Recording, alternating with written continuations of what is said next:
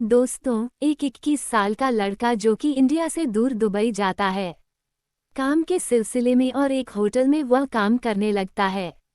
लेकिन ना तो वह वहाँ की भाषा समझता था और ना ही वहाँ के लोग इसकी भाषा समझते थे। इसीलिए उसे काम करने में बहुत परेशानी होने लगती है। होटल के जो वेटर थे और जो कर्मचारी थे वह उस पर हंसने लगते हैं तो वो परेशान हो जाता है और काम छोड़ने की सोचता है। लेकिन जो होटल की मालकिन थी वह नहीं चाहती थी कि यह यहाँ से काम छोड़कर जाए, क्योंकि वह बहुत मेहनती था और पूरी ईमानदारी से काम करता था। लेकिन उसके और काम के बीच में जो भाषा थी वह परेशानी बनी हुई थी, क्योंकि वहाँ की भाषा अरबी थी और अरबी उसे बिल्कुल भी समझ में नहीं आता था। कोई भी यूपी बिहार का दुबई में जाएगा तो वहाँ की भाषा उसे जरा सा भी समझ में नहीं आएगी। तो यही हाल उस लड़के का भी था। वो काम छोड़ने की सोचता है, लेकिन जो होटल की मालकिन थी जिसकी उम्र 34 साल की थी, 2 बच्चों की माँ भी थी, वो उसे नहीं जाने देना चाहती थी। उसकी मेहनत और लगन को देखकर और वह जो है उसे अरबी भाषा सिखाने की जिम्मेदारी उठाती है। कहती है तुम मत जाओ, मैं तुम्हें सिखा दूंगी। और फिर वो उसे वहाँ की भाषा समझाने लगती है। लेकिन दोस्तों, वो लड़का भले ही भाषा नहीं जानता था, बाकी सब कुछ जानता था। और एक दिन कुछ ऐसा होता है कि जिसकी किसी ने कल्पना भी नहीं की थी। दोस्तों, आज की इस कहानी को सुनने के बाद शायद आप लोगों को भी बड़ी हैरानी होगी। इसलिए इस वीडियो में आप अंत तक बने रहिएगा, क्योंकि इस घटना से आपको एक बहुत बड़ी सीख मिलने वाली है। बाकी दोस्तों, वीडियो को लाइक करके चैनल को सब्सक्राइब कर लीजिए। दरअसल दोस्तों, ये कहानी है बिहार के एक गांव की। उस गांव का एक लड़का जिसका नाम समीर होता है। 21 साल का लड़का अपने गांव वालों के साथ दुबई जाता है कमाने के लिए, लेकिन वहां पर सबसे आसान काम उसे लगता है होटल में काम करने का। तो वहां पर वो काम करने लगता है। होटल में काम करते वक्त उसको वहां की भाषा बिल्कुल भी समझ में नहीं आती थी। तो इसलिए जो होटल के अन्य वेटर थे और जो काम करने वाले थे वो उस पर हंसते रहते थे, उसका मजाक बनाते रहते थे। समीर इस बात से बहुत परेशान था। 2-3 महीने किसी तरीके से होटल में काम किया, लेकिन अब वह जिस काम के लिए लगा था, वेटर के काम के लिए भाषा न आने की वजह से उसे जो है किचन के कामों में लगा दिया जाता है, हैवी वक्त में लगा दिया जाता है। वो काम भी वह बहुत ईमानदारी से करता है और बहुत ही मेहनत लगन से करता है। लेकिन फिर भी लोग उस पर हंसते रहते थे। वह हंसी का पात्र बना हुआ था, इसलिए वह सोचता है कि यह काम ही छोड़ देता हूँ। और एक दिन वह होटल की मालकिन जिसका नाम यास्मीन होता है, उन 34 साल के और 2 बच्चे भी होते हैं, उनके 2 बच्चों की वो माँ थी। वो कहता है कि मैडम मेरा टिकट कर दीजिए, मुझे गांव जाना है। वो कहती है क्या बात हो गई, तुम गांव क्यों जा रहे हो? वो बोलता है सारी परेशानी बताता है कि लोग मुझ पर हंसते हैं, मुझे अरबी बिल्कुल समझ में नहीं आती है और इसीलिए मैं यहाँ पर नहीं रहना चाहता। तो वह कहती है, अब वह सोचने लगती है कि होटल के जितने भी लोग हैं सबसे अच्छा काम और सबसे मेहनती लड़का यही है। अगर यह चला जाएगा तो हमारे लिए परेशानी खड़ी हो जाएगी। वो कहती है ठीक है तुम मत जाओ, अगर तुम्हें भाषा की समस्या है तो मैं तुम्हें जो है वो सिखा दिया करूँगी। वो मालकिन के कहने पर रुक जाता है, यास्मीन के कहने पर रुक जाता है। उसके बाद वो उसे रोज आधा घंटा 1 घंटा या जब भी होटल में कोई नहीं होता था, अपने पास बुलाकर उसे अरबी भाषा सिखाने लगती है और वह जो है दोस्तों धीरे धीरे सीखने लगता है। 21 साल का समीर, 34 साल की यास्मीन। यास्मीन जो थी खूबसूरत थी और शायद उसका अपने पति से बनता नहीं था, इसलिए वह धीरे धीरे समीर को भाषा सिखाते सिखाते उसके वह करीब आ जाती है। अब समीर जिसकी उम्र 21 साल की थी, वह भी धीरे धीरे मैडम की तरफ आकर्षित होने लगता है और इस तरीके से दोनों में भाषा सीखते सीखते प्यार हो जाता है। हालांकि वह उसे अरबी सिखा रही थी, लेकिन खुद वो हिंदी नहीं जानती थी, बिल्कुल भी नहीं जानती थी, लेकिन फिर भी किसी तरीके से उसको अरबी भाषा सिखाए और फिर वो उस होटल में काम करने लगा। धीरे धीरे 17 महीना बीत गया।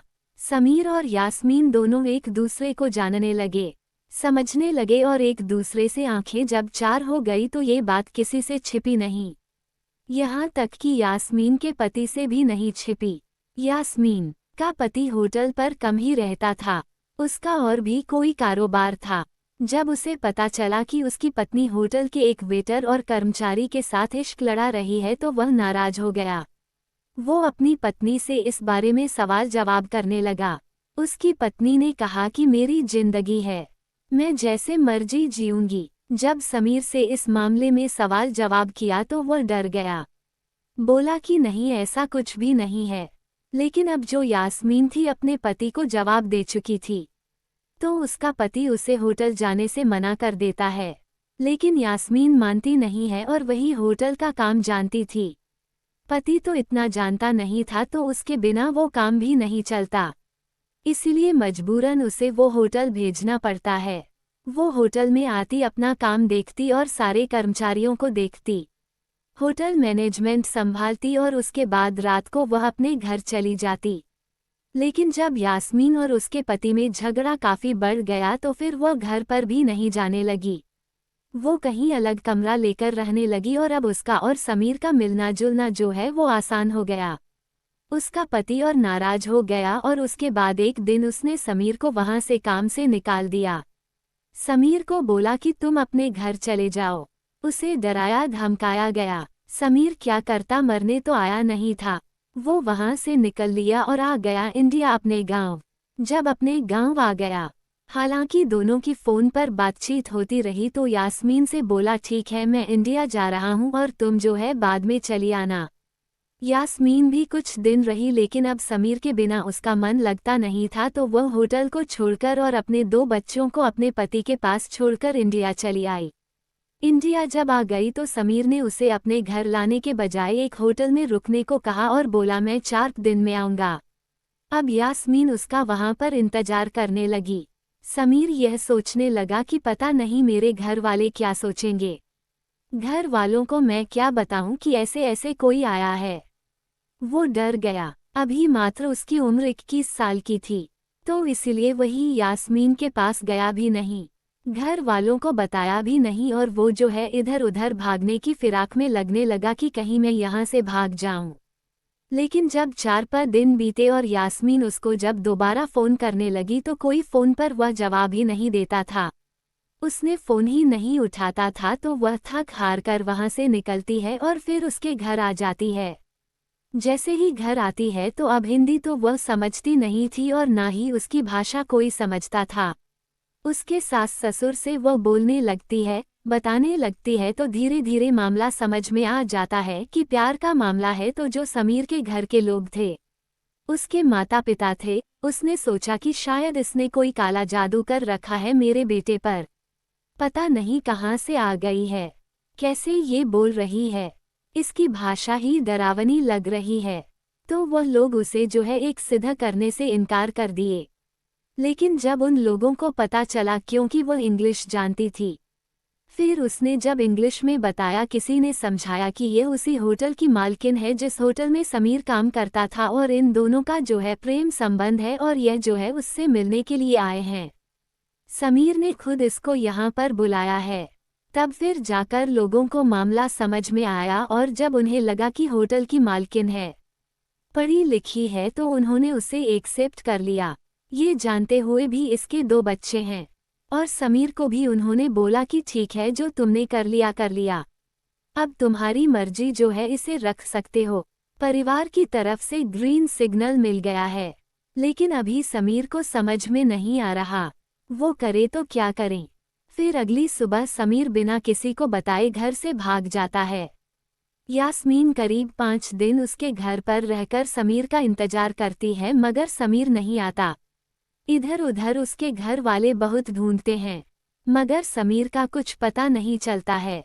फिर यास्मीन को समझ में आता है कि मैं बहुत बड़ी गलती कर रही हूँ अपने पति और बच्चों को छोड़ के। फिर वह लौट जाती है अपने देश, अपने पति और बच्चों के पास। उसे समझ में आ गया था, जो भी है जैसा भी है, यह मेरा पति है, अब इसी के साथ जिंदगी बिताऊंगी।